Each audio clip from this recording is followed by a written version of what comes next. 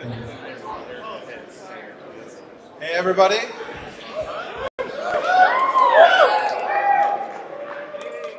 Welcome to the Warmachine Keynote.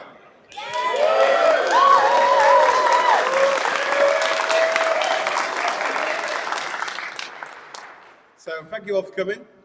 We are streaming this live as well, fingers crossed, everything's working. So plenty of people looking at home, a lot of people stayed up late as well, which is awesome. And we're going to take you through a pretty exciting deck. We've got lots of stuff to talk about. If we go on to the next slide. I'll just introduce who we are and to get people familiar. So my name is Rich Loxham. I'm CEO and co-founder of Steamforged Games. Matt Hart, who sat there and we're talking very soon, is the CCO and co-founder as well of Steamforged. We have Jamie Perkins as well, one of our senior product owners on Warmachine and very well known. So it's not favourite already. And we've got Sherwin Matthews, who isn't here today, but has got a nice little surprise in the presentation. Again, one of our senior product owners and very much in control of the board. So I'm going to hand over now to my co-founder and long-time friend, is Matt. Oh, you go. Oh, use your one. Yeah. It's all switched on. Well, thank you very much. It sounds like you guys are all warmed up, but one of the things I do like to do for my own gratification is to take a selfie with a room full of awesome people. So here we go, we're going to selfie time. So. Yeah, perfect, cool, thank you for that. Right, let's, what we got? So we do have, as Rich says, quite a lot of stuff that we want to share with you. So we're going to rattle through as much as we can. We will answer some questions at the end. We're not going to get kicked out of this room, so we can stay as long as you can. Hopefully we'll be done through the presentation in about an hour or so, and then we'll spend as long as you like talking about Warmachine, long into the night. So welcome to the Iron Kingdoms. This is a pretty special moment for all of us at Steamforged. As I'm sure you all know, the history of Steamforged really began with Warmachine.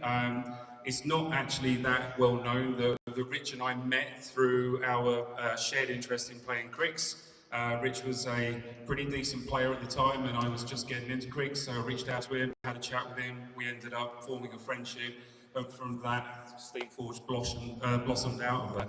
So for us to have this opportunity of picking up and acquiring this IP and really treating it as a treasure that we are custodians of is actually a really special moment. So for us to be standing here talking to you guys about all the exciting things we've got going forward is more than a little bit surreal, I'm not going to lie, but it's great. I'm not going to... Well, thank you. Yeah, I agree. So one of the things that historically was associated with Warmachine was a really heavy focus on the competitive side of things. However, the miniatures that are made, the world that is there, the art that's there, it deserves much more. And if anyone's followed some of the AMAs that I've done on Reddit and certainly the communications that we've been putting out as a company, you will know that the focus for us going forward is to really give equal weighting to three core pillars, which is the casual play, the hobby, and the match play competitive. We're going to call it match play because I think that's more descriptive of what we actually want to do.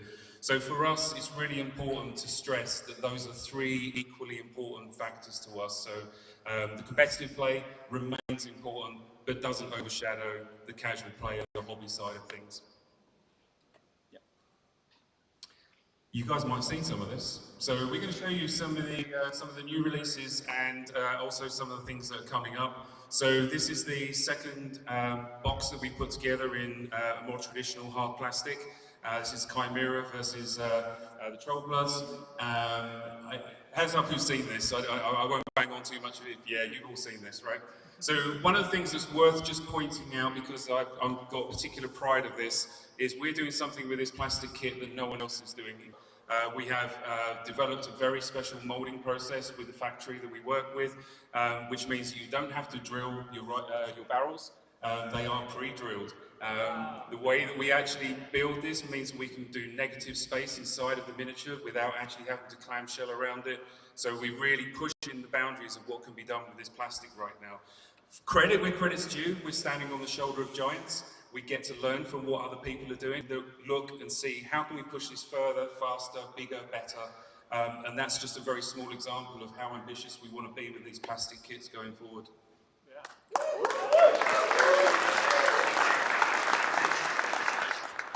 one of the things that's actually been really enjoyable is how lovely people have been about the work that we've done. Now, don't get me wrong, we do not get everything right. We try not to make the same mistake more than twice. We try to listen when we have messed up, and we try to make sure that we do the right thing the next time. And I think that what we're putting out now is the responses that we're getting and the feedback we're getting is incredibly encouraging. We love hearing it. We also love hearing feedback on what we are doing that is making you happy and also making you a little bit frustrated. So keep it coming, but more of these, please. They're really cool. I love reading these.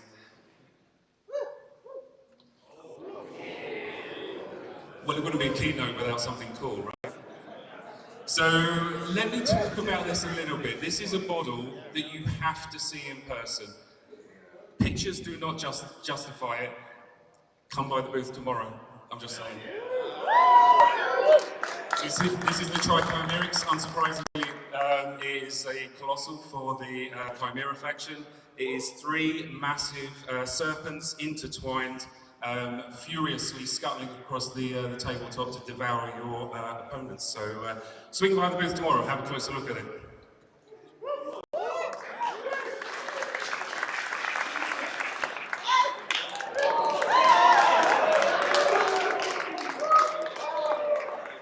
Hands up who thinks Morton Eberra should be on a 50mm base. Yeah, I do. She is ace. So we have a print of her that's going to be in the booth tomorrow. Morton Eberra is officially announced right here, right now for Crick's Necrofactorium.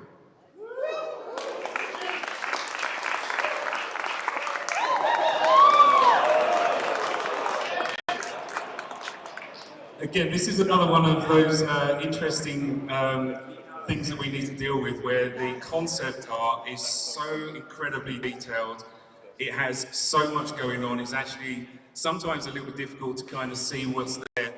I'm going to show you this, and then in a little while, not today, but in a few weeks' time, we'll show you the render and where we got to with the sculpt on this. But trust me, this is absolutely sweet. Again, another colossal, this time for House Callis. We're adding some new mercenaries. As you guys know, we're adding a few new factions, and we feel that adding a few new mercenaries would actually help round out a few of these. So expect to see these two, amongst others, coming very soon. They're going to play for existing factions and some of the new army lists that we're working on right now.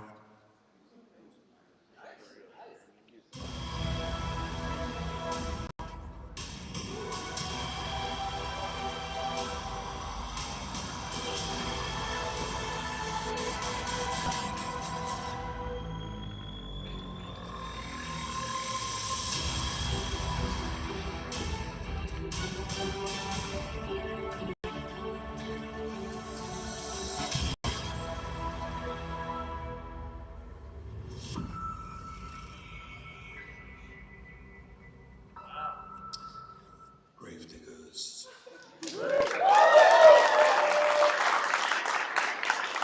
Gravediggers are pretty badass. We had queues around the booth today to pick up the yesterday or today's allocation. There'll be another allocation tomorrow, so if you missed out, don't worry, they're still going to be there.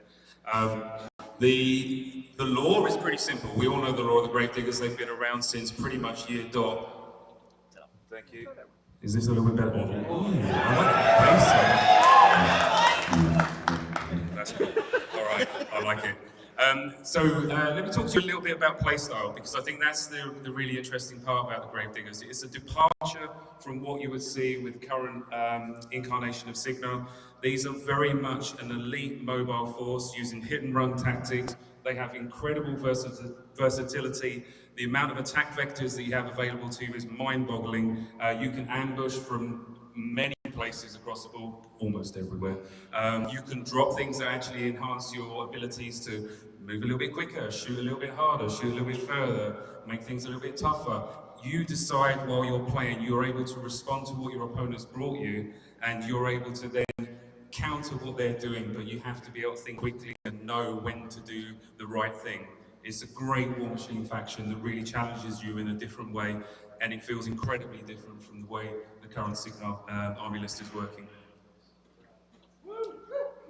So let's talk a little bit about the first two box sets that you can get on the booth. So the Command and Battle Group box sets. So you have Hasker in the Command Starter. He comes with Plugger. Plugger is the character jack. Absolutely phenomenal. Has extended control range. He can go places. Has overtake. Can do lots and lots of damage to infantry. I think he has ambush as well, doesn't he? I'm pretty sure he does. It's good at the moment. That's what he does now. I might be playing Gravediggers tomorrow. So in the battle group, you have Cynthia, and you have the two jacks, so the Valiant and the Patriot. One of the interesting things about the Valiant is that it has a hard weapon point that when you begin the game is unconfigured. You then choose which heavy weapon you want to drop in, depending on where you're up in the game state. So if you want something that's a long range, you drop a heavy cannon. If you want something that's got a little bit of crowd control, you get a missile launcher and get some AoE out there. There's lots of options that you have. And again, it really feeds into that Gravedigger sentiment of flexibility, responding to the opponent, applying pressure where you want it to be applied, and then disappearing back into the darkness. Very soon we're going to have the core expansion. This is going to start to really fill out your army list. There is a number of units in there that are incredibly important. The most important, in my humble opinion, will be the gun mages, of course.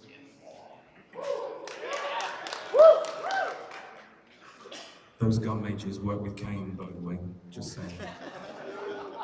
FA3. And then we're going to follow up with the auxiliary expansion just to round things out with some more specialist units and solos, just to kind of give you a number of, or a myriad of different options to configure your Gravedigger army list. Ooh. That looks pretty good, Matt. Who painted that? So on an 80mm base, Assault Strider gives you some heavy armor to add to your hit-and-run guerrilla-style combat. The Assault Strider was a hell of a lot of fun to paint. It's incredible on the tabletop with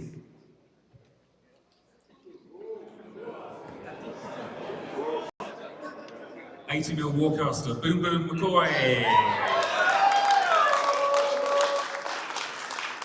So he can lead a battalion of Assault Striders across the battlefield, and they do hit like a ton of trucks or cavalry. New faction, new faction.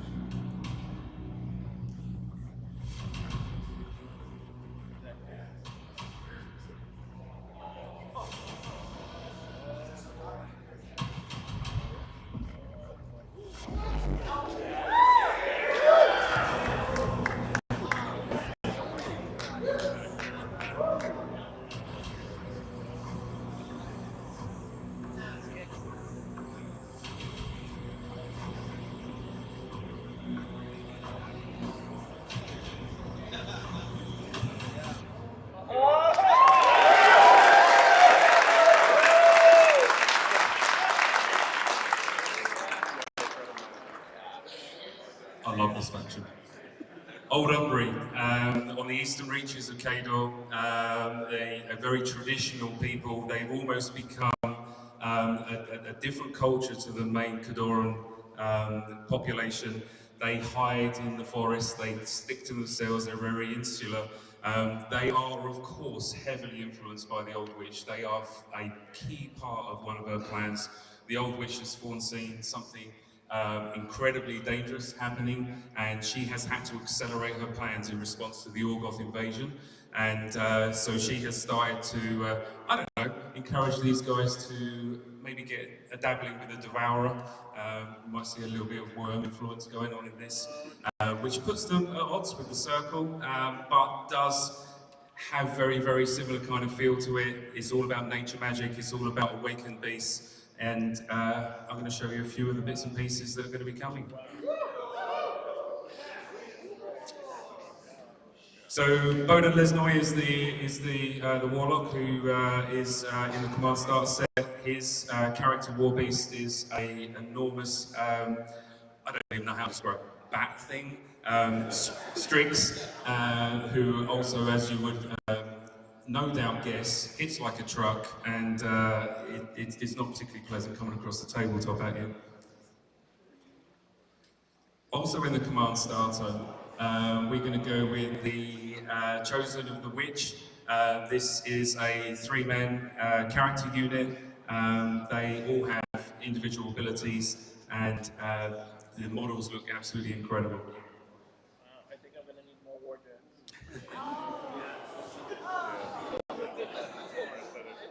So in the battle group, you have two heavy war beasts. The Primeval is probably a little bit more obvious about where the various hard points are, but the Feral, I do want to point out the head and the back changes. You can actually have a Feral with a pig head and wings, which I particularly like.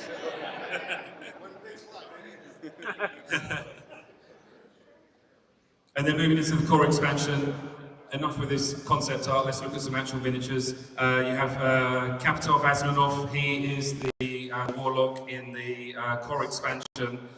He is a beast hunter, he has an enormous sword, it has an enormous PNS, as you would imagine. I said PNS, alright.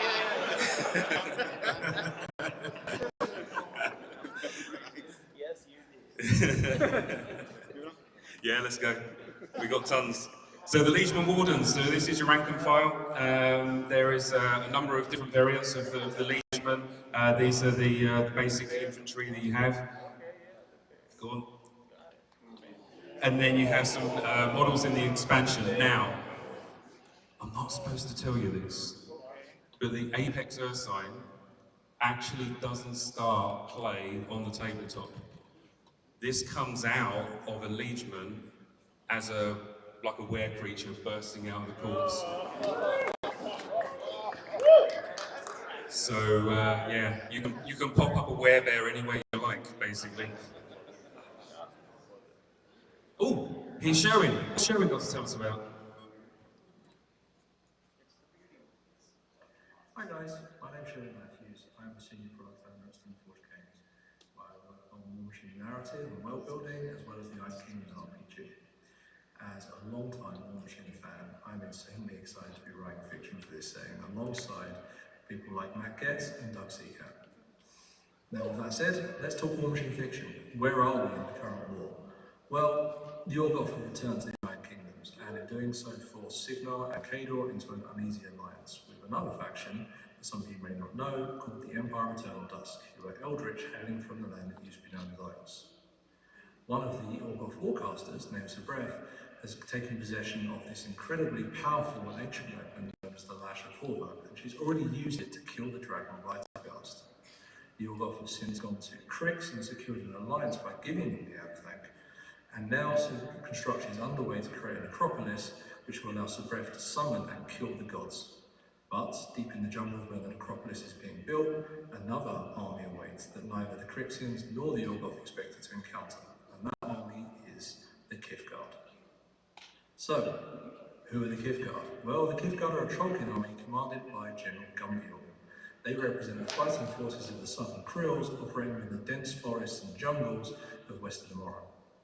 They're a warlock-led army, including jungle trolls and mistborn dire trolls, and they're a heavily militarized force of guerrilla fighters that makes use of weapons and armor which have been salvaged either from the hulls of warjacks left on the battlefields or procured on the black market. I could honestly go on and on about this faction, but I'm not going to, because I know that Matt and Jamie both have some really, really cool stuff to show you over the next few slides. So, thanks everyone for listening, and enjoy the rest of the keynote.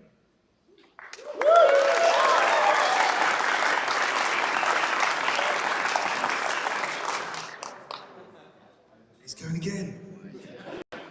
Good job, Sherwin. So yes, the Kithgard are coming. The Necrofactorian forces have been messing about in the neighbourhood, have awakened the Kithgard. They're coming to deal with this. Let's have a look at some of the models that you're going to have in the Kithgard coming up real soon. So yeah, trollbees who salvage heavy weapons off of warjacks and off the black market.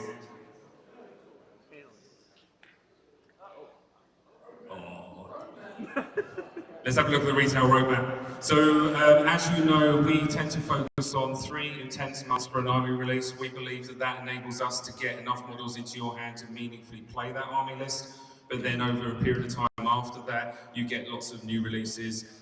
They're going to come out at an appropriate kind of time. So we have the Gravediggers coming out, then Old Umbry, and then it's going to be the Kithguard, and then it's going to be Redacted. We know what that is. We will tell you at some point in time. That's a tease. I'm going to hand over to Rich before I get passionate and telling you any more about Redacted. Yeah, that's right. It's I got to follow this now. Yeah, so I got some interesting things I'm sure I like. So the Humble Bundle, you might have seen this. We had a lot of questions about the lore when we took over the IP, to access a lot of the old stuff. So one of the first things we did actually was start to work on the Humble Bundle. It's available right now if you haven't seen it. It's full of lore, like from the original RPG setting to the 5e content. So just honestly, the amount of stuff in there is great. It supports charity as well, which is excellent. I think we've already raised like 10 grand for charity, which is fantastic. So please go and check it out. Really, really fantastic. The Warmachine app, reimagined, right? So again, we've really looked hard at the app when we took it over. We have stages of how we develop things internally. Getting the world right, getting the manufacturing right, getting the app right is now one of our key focuses. Optimization is a big one that we want to get sorted, right? As the app has grown over time, it's got a little slow and a little bit clunky. So we're really focusing again in Q1 this year, going into Q2, on optimizing the app to get it faster, speedier and better. And then we're bringing back the history of the Iron Kingdoms. Again, in terms of the bundle, there is a ton of stuff there that we want to bring back into the app and create that value. Localization is another one for our European partners and elsewhere to start bringing in some that content, which we're going to do over time, and start to actually bring in localized versions so other areas can have fully localized cards. It's one of the advantages of having a digital app versus traditional print. All rules always available for everyone.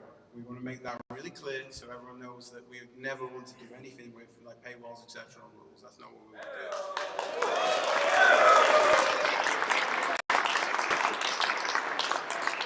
do. Some of you may see the ruling section in the app now. So when we do our infernals, we're doing a fantastic job our infernals still.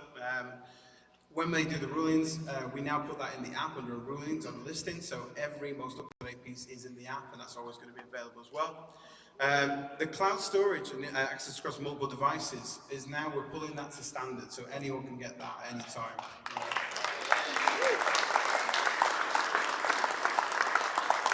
And lore for everyone. Again, there was a bunch of narrative-based content, and going back to what Matt said about the pillars of design, we want to bring that narrative content away from that paywall and available to everyone to encourage narrative play in stores.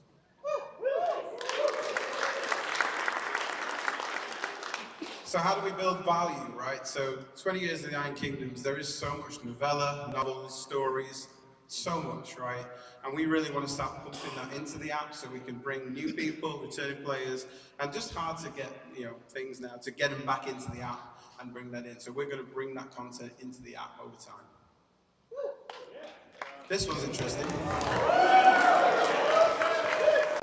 So how do we build value, right? So one of the things we thought of is actually introducing an annual subscription that gives a free miniature. Okay, so this is, as you can see there, Exelon the Stiller and the Aberration. There's an 80mm and a 40mm Warcaster, okay?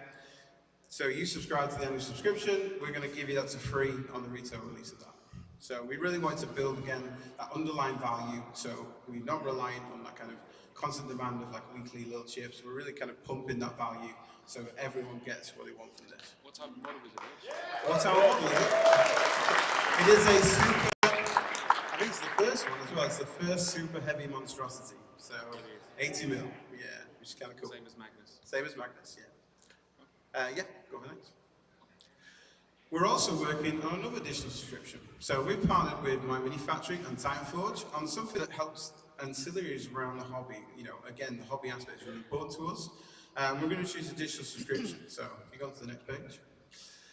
We've got a welcome pack, and these are a sample of what's in it. So essentially, this will be a digital STL printable at home subscription. So you'll be able to access terrain based around, the welcome pack is all based around the Cephalix. So there's a ton of terrain in there to get your tables in your local game stores and that looking fantastic. That's what we want to see, right? Everyone using that stuff. We also are going to put base toppers in there that fit on the bases, so you can really get your bases looking amazing. We're doing the objectives, that's our 2025 objectives, along with defenses and scenario objectives, all going to be provided for in that. And we're also doing the conversion parts. So these are Cephalix-based Warjack, arms, parts, etc. heads to make that the customization parts, start bringing that to Warmachine to really get that unique hobby feel around your armies. I guess better is a few more items of the terrain. Like I said, the terrain pack itself that comes in the welcome pack part of this is enough to get about 10 to 14 pieces, so a real amount of terrain that you can really do a really good solid board from. We might have some else in there as well. So we have an entire 30-point cadre for the crews. So this is the Cephalix Highmind. So these are the brand new cadre that will be in there. So it's the first digital cadre that we've produced.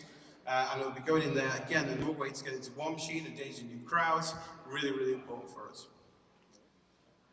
And for those that don't have a printer, we will offer this in May on the, from our web store and our Warmachine War stores. Really important point, we've got a stockist program now for our retailers, and they become our war stores. They're the stores that have our FSDUs, which you may have seen on the stand or at Gamma, and they really help kind of promote and build Warmachine in stores, because LGSs, as everyone will agree here, I'm sure, are absolutely the heart blood of what we want to do with Warmachine and get it into those stores.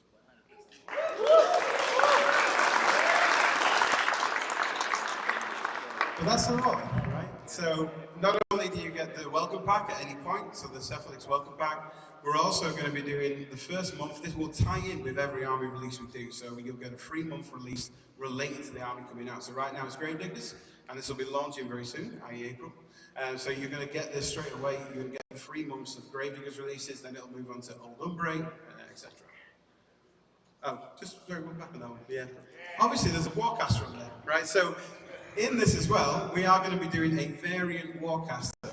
So this is actually based around the Ghost Dogs theme. So any like lorists may know that one. So we've kind of just took a theme for that and then done a bit of a spin on that. So you'll get a terrain set again, and we'll release the objectives, we'll release the toppers, and we'll release the conversion parts as kind of the free trio to go along with that. So again, you might have seen this, but we've got extended trencher outposts as one of the key ones. So we've got a full trench system that you can build, which is awesome.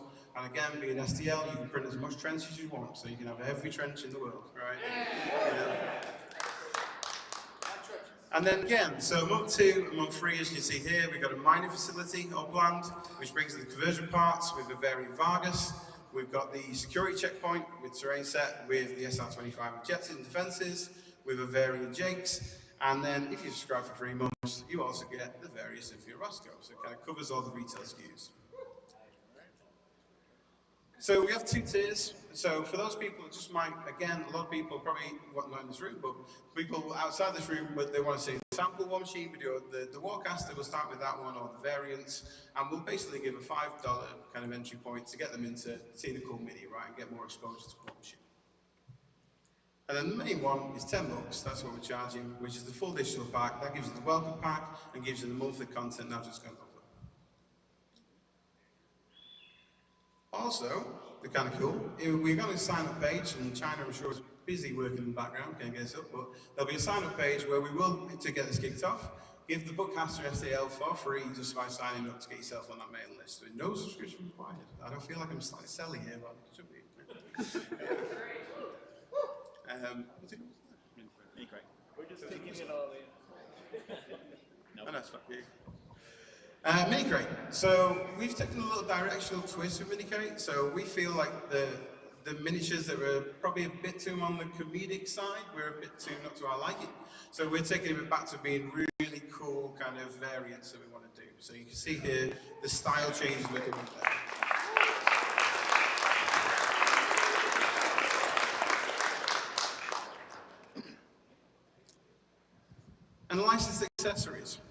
something else that you might have seen, because Baron put it out early. Cheers, Baron.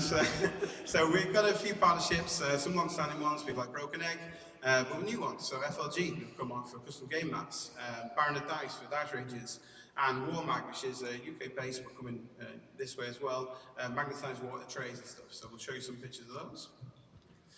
So Dice are absolutely gorgeous.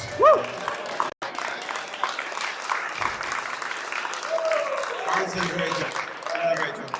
So we've got full sets of that as well. So we've got some out, there will be some if you swing by Baron's booth.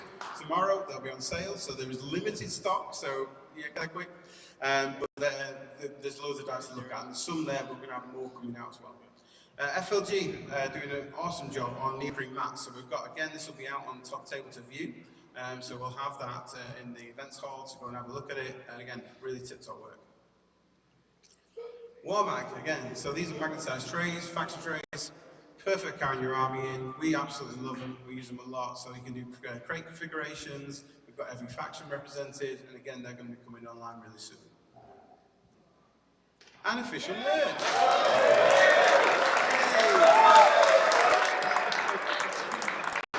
As you may have seen, we've arranged some kind of cool merch, so these are our samples. So yeah, this will be coming out, again, very, very soon. The system's all good, the testing's all going great, so we're bringing the merch back to everyone. I need a 5X. And the big sizes, as you can tell. Yeah. So manufacturing. When we took over, the Iron Kingdoms, the IP, obviously one of the things when we're doing any kind of big purchase like that we still think we're not as clear on. The manufacturing needed a bit of work. We all know that at the start we had to slow things down. The Gravediggers that we delayed on purpose to do that. We are really confident now that we've actually got to a really strong state. We've worked well with that. In the US, we tripled production now, so we are literally doing a hell of a lot more than we were 8 months ago. It is fully scalable, so we've built in the ability to scale as demand increases. I'll put a star next to that, because if it goes mental, it might still be an issue, just an FYI. Yeah. And we are heavily invested in brand new equipment, which is really driving the quality up, which we have seen the response from you guys saying these latest releases and diminished quality is just starting to up a notch, and we're continuing to work on that throughout. And for our European friends that may be watching at home at like 3 AM, hello. So again, the European one was a little delayed behind, but now we've got a really strong partner. The retail range is our core focus to get the retailers in Europe really up to scratch with the product lines. We're pretty much there with all that going on. And then after that, we're going to very quickly switch to the direct lines as well. So Europe should hopefully get to where it needs to be in the next few months. Armies Legend. Okay, so we just wanted to make sure that everyone was aware that the two formats we have now are Prime and Legacy. And Armies of Legend are essentially models from the Legacy range that work in Prime, so they're a Prime format army. Prime Legal Armies are no longer sold at retail, but are available direct from Steamforged.com. Now, they are locked armies, there's no future releases for them, and there's no plans to rotate the Armies of Legend out into Legacy. Now, what about the current Armies of Legend that you just can't get anymore? Well, we've got an interesting thing. We will be returning these Armies of Legend to the store. So these will be direct armies, so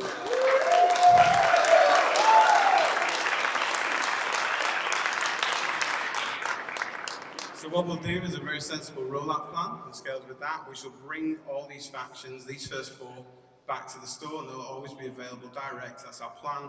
And then again, if you're a War Store, Warmachine War Store, they'll be able to order into the LDS as well. That's one of the big perks of it. So they will come in out all the time, and we are assessing some of the other factions. We don't obviously have everything for everything, and there might be some surprises when we do it. We might do some tweaks to the final lock when we do this. Go to the other stores. There's going to be some factions that are simply, literally 20 years old at this stage, right? So what we actually are doing is more of a made-to-order within the Black Anchor Industries brand, where we'll do months where we bring back certain models, and you can see they're very hard to get model, right? And we hate seeing the stories online. I really want to finish my Legacy Army or an Army Legend with this cool model, I can't get it. Some of these we do have, right? So we will be bringing them back in bursts with a month's supply, put the orders in, and we can supply them as well. So again, trying to just bring back, we love the Iron Kingdoms for 20 years of that rich history. We want returning players in, we want to get people really re-engaged.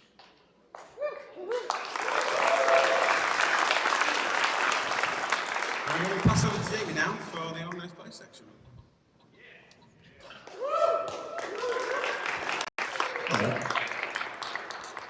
So, as Matt was talking much earlier about the three pillars of how we want to support Warmachine: casual, matched play, and narrative, then we want to mirror that in terms of how we work on our organised play packs.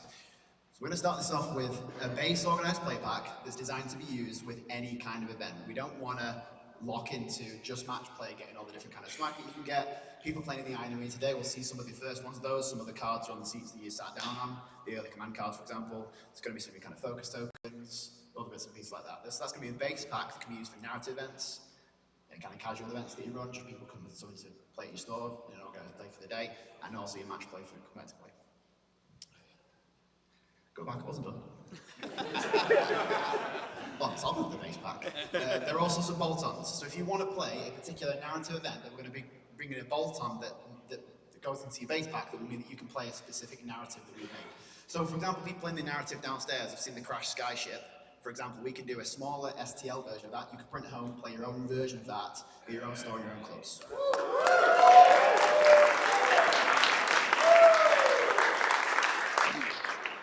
Not done yet.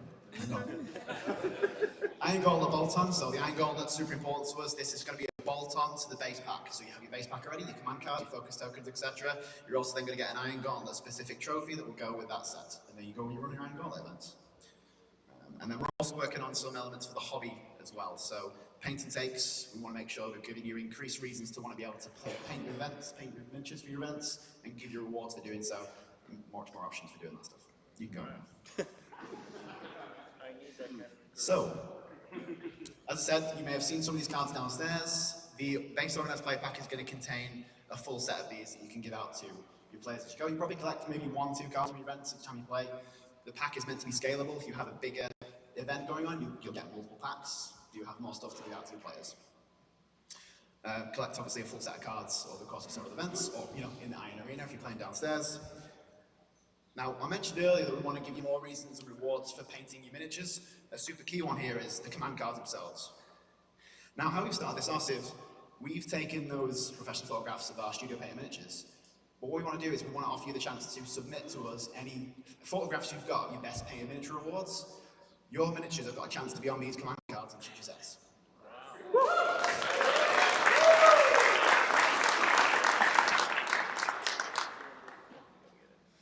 So I mentioned the Iron Gauntlet. This is, again, it's an incredibly important event to us.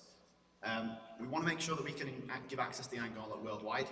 So at the moment, we're taking in sanctioning requests for different events. We're sanctioned as Iron Gauntlet qualifiers. We're going to split those into two halves. So we're going to have events that will feed into a North American Iron Gauntlet final, and we're also going to have another one in the EU. So we're going to have Lock and Load US and a Lock and Load EU as well.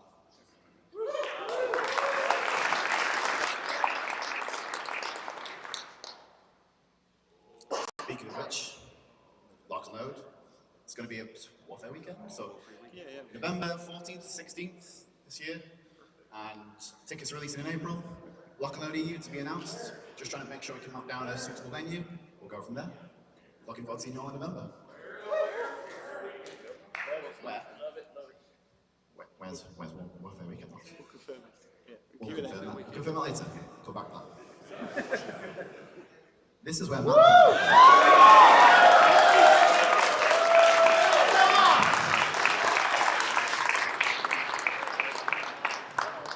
Where's it gone? It's gone off that screen. Look at this screen.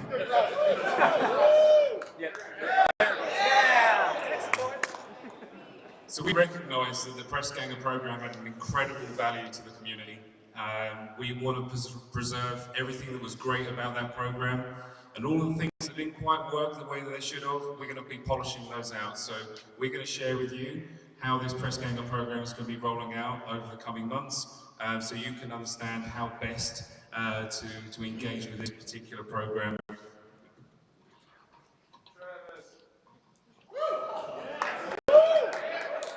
One of the things, it's open to anyone. You want to run an event, you want to run 2 events, you're a press ganger. You're building your community, you're doing things for the people in your store or the people at your gaming club or your friends. So we really want to make sure that the Press Ganger program is there to encourage and help people to really build communities because they are the lifeblood of this game, and they are the reason why we have such a fantastic time at events like this, because we all come together and it's on the back of those people working incredibly hard in their stores. So we want to make sure that they feel loved. We want to make sure that we're getting Warmachine back to its grassroots, and we want to make sure that the press gangers are back and here to stay.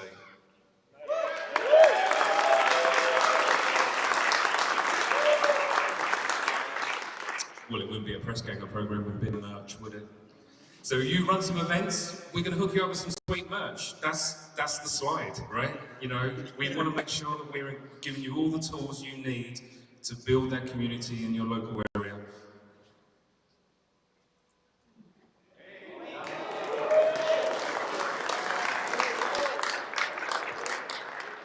I'm old. I like reading real books. We are working on a printed rulebook. So the rulebook we have put heavily into an edit process where it's in layout. It is a lengthy process, as I'm sure you can imagine, but coming very, very soon. Printed rulebook, and you have the handy dandy command card examples sitting underneath your butt cheeks right now, unless you picked it up before you sat down, which is probably more likely.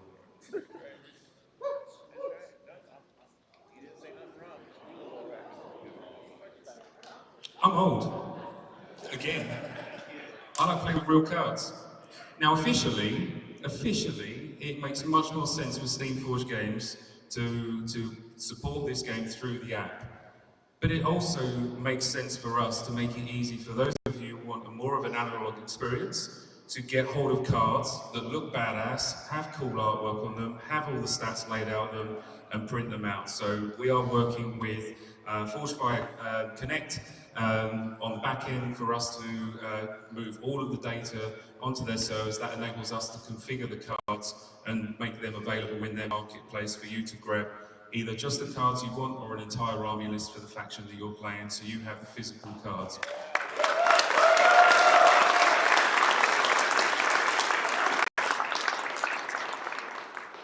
Is that all? It wouldn't be a keynote with at least one awesome thing, would it? What have we got, Jay? Let's have a look. Oh, it's more trolls. Russ has, just a little bit of interesting trivia. Russ is our lead sculptor, and he absolutely loves sculpting trolls. So ahead of schedule, he should be working on other stuff, Russ. He's already started working on these guys. So right now I get to art direct on the sculpts that are coming through for the Kith Guard, and trust me, they are absolutely sweet.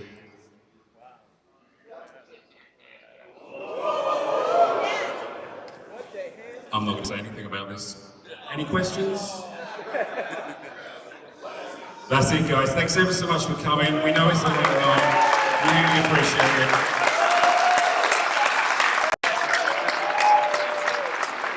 That's a teaser.